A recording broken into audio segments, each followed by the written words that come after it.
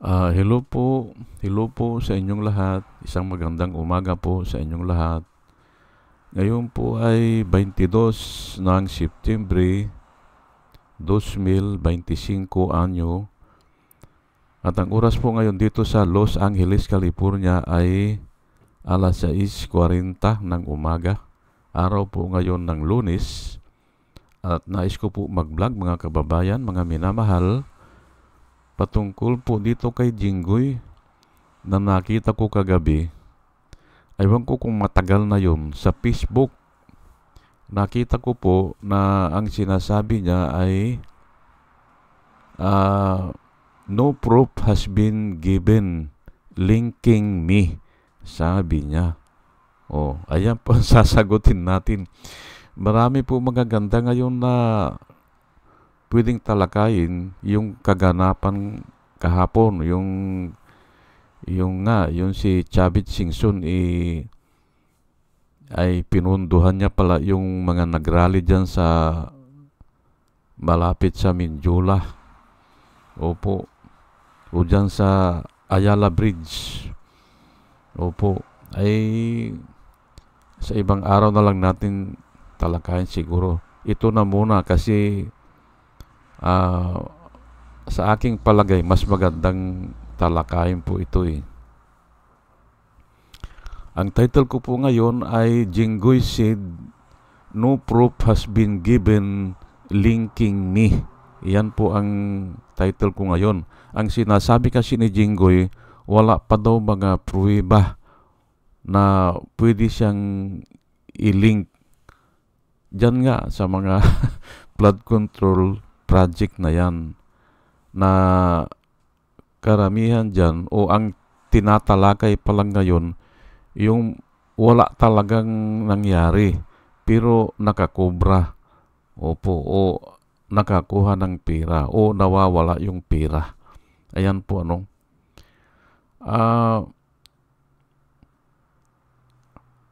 ang sabi ni Jinggoy, pilit siyang nililing pero wala namang proof. Ayan po eh. Ngayon ay ang masasabi ko po dyan ay talaga po ganyan eh. Kahit na naandyan na ang mga ebidensya ay parating sasabihin dyan, wala. Ganun po yan eh. O hindi sapat o kulang pa. Yan po eh. Kahit na nagbigay na ng mga circumstantial evidences, hindi ba? Mga proof, ay ganun pa rin eh. Nakita mo ba ako na tumanggap ako ng pera? Ganun po eh. Hindi ba? At kahit may mag-testify pa na ganun, na nakita na tumanggap ng pera, wala pa rin yun. Opo, ganun po talaga ang takbo dyan eh. At ako ay natatawa na lang po ako At pag ganyan po na mayroon akong napapakinggan na ganyang mga deklarasyon o mga tao na nagsasalita na ganyan, ay agad po pumapasok sa akin yung mga pangyayari sa Biblia. Opo. At yan po ang isishare ko sa inyo na talagang ganyan po. Kahit na marami na yung mga ebidensya, sasabihin pa rin nila na walang ebidensya. Ayan po. Hindi nila kinukontra yung mga ebidensya, pero sasabihin lang nila na walang ebidensya o wala pang ebidensya o hindi sapat. Ganun lang po yan. Okay. Mark 8 verse 11, then the Pharisees came out and began to dispute with him. Sino po ito? Si Jesus Christ. Dinidispute po ng mga Pariseo. Seeking from him a sign from heaven. Ayan po hindi ba? Humahanap po ng ebidensya yung mga Pariseo para patunayan ni Jesus Christ na siya nga yung sinasabi niya.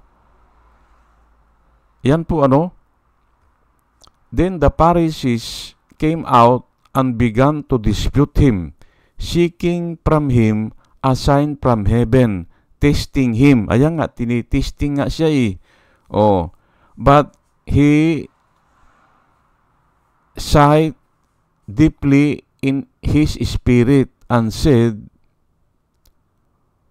"Why does this generation seek a sign? As surely I say to you, no sign shall be given to this generation." Yan po ang sabi ni Jesus Christ. Yan po ang sagot niya doon sa mga Pariseo na kini-question siya doon sa sinasabi niya na siya ay anak ng Diyos, na siya ay galing sa Diyos, na siya ay isinugo ng Diyos, na ang ama niya ay Diyos. Yun ang sinasabi niya. Ngayon, kini-question siya. Ngayon, seeking from him a sign from heaven. Ayan po, gusto pa nga nila na magkaroon ng sign from heaven, testing him. Ayaw maniwala. Ang ibig sabihin, ayaw maniwala ng mga Pariseo. Kasi humihingi pa sila ng sign from heaven. Ang sabi ni Jesus Christ, kasi ang nakasulat dito, nagulumihan ang kanyang espiritu. Nagulumihan ang kanyang espiritu at sinabi niya, bakit ang mga generation ng ito ay naghahanap ng sign? Yung nga mga proof, at hindi lang proof dito sa pati proof from heaven Ganyan po ay sino ay si Jesus Christ, kaya niyang ibigay yan. Pero hindi niya ibibigay. Opo. At may reason po dyan kasi nga ang Diyos, hindi mo pwedeng lukuhin o pasunurin sa iyong kagustuhan. Hindi pwede. Opo. As surely I say to you, sabi niya, katotohanang sinasabi ko sa inyo na walang sign na ibibigay dito sa henerasyon na ito, sabi niya. Okay. Puntahan naman natin yung si Herod. Si Herodes po ay hari po ito. Hari. Ngayon pero symbolic lang yan kasi ang talagang makapangyarihan noon ay mga Romans. Opo. Pero pinanatili siya na hari pero symbolic lang. May kapangyarihan siya pero maliit lang. May mga sundalo siya pero maliit lang. At ganun din naman ang mga Pariseo. Ang mga Pariseo, mga leader po yan ng mga relihiyon Hindi tinanggal yan. At may mga tauhan din sila. May mga sundalo din sila yan. Yung tinatawag natin ng mga Templar, hindi ba? Templar ang tawag dun Kung minsan ay mga lihim na mga sundalo. Ayan po. May kapangyarihan din sila at may pundo rin sila yan Katulad din ni Herodes, mayroon ding pundo. Ngayon, ay ito si Herodes, si Herod, hindi ba, ay gusto niyang makita talaga yung mga kababalaghan ni Jesus Christ At nung dinala si Jesus Christ dun sa harapan niya, remember nung nililitis si Jesus Christ, marami pong pinagdalahan dinala siya doon kay Caiaphas, yung chief ata ng mga Pariseo. Dinala siya kay Pilato, dinala din siya kay Herodes o kay Herod. Ngayon ay ito po now when Herod saw Jesus, ayan po, nung nakita niya si Panginoong Hesus natin, nung nakita niya, ay he was exceedingly glad. Kasi nga, naririnig niya yung mga kababalaghan. He was exceedingly glad, for he had desire for a long time to see him. Gusto na niyang makita siya, si Jesus Christ, at saka yung mga kababalaghan. Opo. Ngayon, because he had heard many things about him, and he hoped to see more miracles done by him. Gusto niya makita yung mga kababalaghan Kaya tuwang-tuwa siya nung nakita niya si Jesus Christ na dinala doon sa kanya. Ngayon, then he questioned him with many words. Tinanong niya, pinagtatanong niya, but he answered him nothing. Hindi sumagot.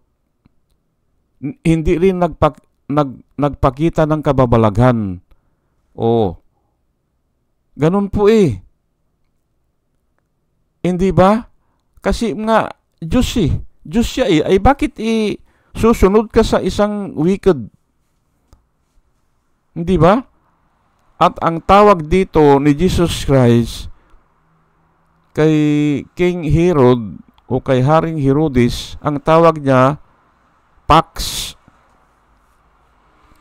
Pax, yung yung nagtatago sa lungga. Kasi may isang bisis nangangaral po si Jesus Christ, ay ang sabi ng mga tao ay wag mong sabihin yan, sabi ng mga tao, kasi baka marinig ka ni Herodes o magalit sa'yo si Herodes. Wag mong sabihin yan. Ay ang sabi ni Jesus Christ, tell that Pax, sabi niya. Tell that Pax. Tinawag niya si Herodes, bagamat isang hari, ay Pax. Tell that Pax that now I am working, sabi niya. I am working and I will continue my work, sabi ni Jesus Christ. Parang sinasabi niya na itong mga kababalaghan ko na ito, itong pagpagaling ko sa mga may sakit, at itong pagangaral ko ay ginagawa ko ito, sabi niya, at ito tuloy-tuloy ko ito, sabi niya. Sabihin niyo kay Herodes, pero hindi niya tinawag na Herodes kung hindi Pax. Ngayon, ang ibig sabihin nito, bakit? Kaya hindi siya nagsalita nung sa harapan ni Herodes, kasi nga, ay Pax At hindi siya magpapakita ng mga kababalaghan. Yan po ang sinasabi ko dito. Pero iuugnay ko po yan patungkol dito kay Bryce Hernandez. I am just laying itong predicate, hindi ba? O yung ground. Bakit bakit hindi natin pwedeng pursahin o sige, at dito na tayo. At least itong panghuli, Matthew 16:4. Ang mga tao po kasi dito ay humihingi ng pananaman ng sign. Yung mga tao dito pero parating ganyan po Kasi nga ay ang topic natin ay proof and evidences Okay. Matthew 16:4, a wicked and adulterous generation seek after a sign. Si Jesus Christ po nagsasalita nito wicked and adulterous generation seek after a sign. Iyan po ang sinabi ni Jesus Christ. Ay totoo po yan. Totoo po yan kasi nga si Jesus Christ hindi naman nagsisinungaling o hindi na mutawi sa kanyang bibig ang deceit at yung mga kasinungalingan. Walang deceit pag nagsalita po si Jesus Christ. Walang harong biro. Ay ang tao kasi ay biro kung minsan ipabiro O kaya, mga yung kayang lusutan, yun ang gagawin ng tao. Pero dito, ang sabi ni Jesus Christ, a wicked and adulterous generation seek after a sign, and no sign shall be given to it except the sign of prophet Jonah. And he left them and departed. Ayan po. Hindi siya nagpakita ng sign, hindi siya, proof po ito itong mga sign hindi siya nagpakita ng kababalaghan. Pero kaya niya yan. Pero hindi mo nga mapasunod ang Diyos sa mga ganyan Alam niya kasi na niluluko lang siya Hindi ba? Ang nakalagay po dito, departed. Nilayasan niya yung mga tao na humihingi sa kanya ng sign. Ayan po, para maintindihan po natin. Ngayon, ano pang sinasabi ni Jinggoy? Wala pa daw proof na ililing siya. Ay, ang dami na po hindi ba? Ang dami na pong proof Pero sasabihin pa niya, wala pa raw proof Linking him? Ayan po ang problema dyan hindi ba? Ipipilit ni Jinggoy Estrada na kahit na marami ng proof, wala pang proof. Walang ebidensya. Yan ang ipipilit niya. Kasi nga nakasuot dito, adulterous and wicked generation always seek for a sign. Kung ako po ang magre-rewrite nito, parating humihingi ng mga sinyalis o mga proof. Ganun po yan. Kasi nga wicked an adulterous generation always seek for a sign. Tuloy-tuloy po yan Katulad ngayon, ipinakita na yung pira, hindi ba? Ipinakita na naandun si Alcantara sa harapan ng mga pira. Hindi ba? Wala pa ring link, sabi niya. Ay bakit? Walang link yan na palagay ko naman yung DBM alam yan kung nagre-release o yung pira naka-account po yan hindi ba? May mga dokumento na may project sa ganoon, ay bakit wala doon? Ayan po ang mga proof Ngayon, ang hindi lang ma-proof talaga ay yung aktual na pagtanggap, at yan nga ang sinasabi ko. Ay itaas ko lang po, hindi pala nyo nabasa ayan, itaas ko, ayan. A wicked and adulterous generation seek after a sign, and no sign shall be given to it except the sign of Jonah. And he left and departed. Yung sign of Jonah, si Jonah, 3 days and 3 nights doon sa tiyan ng isang balyena. Pero nabuhay pa rin siya. At yun ngayon ang ipapakita ni Jesus Christ pagkatapos niyang namatay at nabuhay siya. Yun ang sign. Pero hindi niya wala na siyang ibibigay na sign Kasi nga hindi rin maniniwala ang tao Kung ayaw maniwala, wala siya magagawa. At yan nga ang sinasabi ko dito, hindi natin pwedeng pilitin si Bryce na patunayan niya. Hindi po pwede yun. Ay ito nga ang Diyos kayang patunayan niya kayang gagawa ng miracle pero hindi ginawa Ngayon ito si Bryce ay limitado po ang knowledge niyan.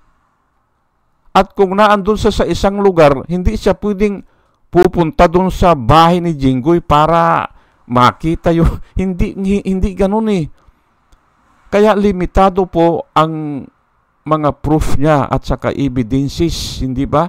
Limitado po yan. At huwag po natin siyang pwersahin na patunayan. Yun lang ang narinig niya. At yung nga ang sinasabi niya wala naman ako kanyang ugnayan dyan kay Joel Villanueva at saka dyan kay Jinggoy Estrada kasi hindi naman siya ang direct contact. mayroong iba na ayaw namang umamin. Ayun nga si Alcantara. Hindi ba? Yung district engineer dati, yun ang kontak talaga. Ay ayaw naman umamin. Kaya ito si Bryce, hindi natin mapipilit ito na siya ang magpatunay. Mali po yun. Mali po yun. Lahat tayo gagawa ng paraan. Lahat tayo magsasaliksik at yan po ang itinuturo ng Biblia. Taste all things or prove all things. Do not believe every spirit, but taste the spirit if they are of God. Yan po ang nakasulat. Hindi ba? Lahat. Ay kung papatunayan ng DBM na nag-release ng pira, ay saan napunta yan? Yun po hindi ba? Makipag-cooperate yun. Patutunayan. Yun po ang sinasabi ko dito.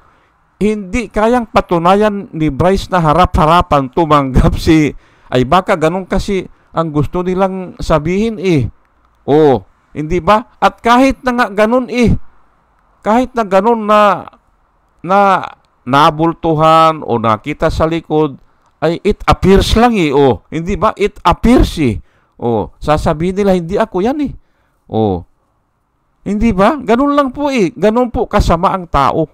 Ganun. Kahit na naandun na siya, ay yung nga si Alcantara hindi ba? Blind item, hindi ba? Blind item. Kilala mo ba yan naka-blue dyan? Ay, ikaw ba yan? Ay, hindi ko po sigurado. Pero alam niya na siya yun, hindi ba? Ganun lang po dinaan siya sa utik-utik, hindi ba? Ay, propaganda po yan para yung milyon na tao aabangan. Ganun po ang propaganda para lahat ng tao aabangan kasi hindi maniwala na walang whole body Ayun, pinakita ang whole body niya. Matanggihan ba niya yan? Hindi pero nga ay ang sabi niya ngayon ay basta wala akong alam dyan. Ganun lang sasabihin niya Paano hindi mo alam yan na ikaw ang boss doon? Ikaw ang pinakamataas. Tapos, parang ikaw ang nag-aata-atado, hindi ba? Inaatado nyo yung mga pira. Saan ibibigay? Hindi maniwala mga tao. Pero itatanggi nga Wala akong alam dyan. Sasabihin. Kasi namukhaan na siya nakita na siya na naandun sa harapan ng mga pira. Hindi ba? Ganun lang po yan. Kaya ang sinasabi ko, ganun din yan si Jinggoy. Ipipilit niya na wala pang link, hindi ba? Ay pero naandyan na po, tinutumbok na po kayo. Dalawa kayo ni Joel Villanueva. Ay mas masahol pa ito si Joel Villanueva kasi pati Diyos sinasangkot na niya. Hindi ba? Pati po Diyos kasangkot na hindi ba? Hindi niya rin pwedeng gawin yun, sabi niya. Dahil tinuruan daw siya about impierno at saka yung heaven. Ay kahit na tinuruan ka ay ang kwan nga naniniwala ang diablo po naniniwala na may Diyos Hindi ba? Yung gawa po ang paniwalaan natin. Ano ba yung gawa? Ano ba yung ginagawa nila? Yun po ang paniwalaan natin. At nasa Biblia naman po yan. You will know them by their fruits. Ganun po, hindi ba? Hindi yung knowledge lang yan. Ay may knowledge ka nga. Ay iba naman ang ginagawa mo. Hindi ba? Joel Villanueva, hindi ba? Pero palagay ko, dahil ngayon, ang balita ngayon ay nakuha na po yung laptop, hindi ba? At yan ang busisiin ngayon dyan. Ayan na nga, hindi ba? Pero alam ko, itatanggi na naman yan kasi nga, always seek for a sign. Ang pervert and wicked generation, pervert and wicked generation, nakasulat po sa Biblia at si Jesus Christ po nagsabi ito, pervert and wicked generation, always seek for a sign. Ayan po, kahit na nabuko na yan, wala, sabi niya, wala. Hindi ba?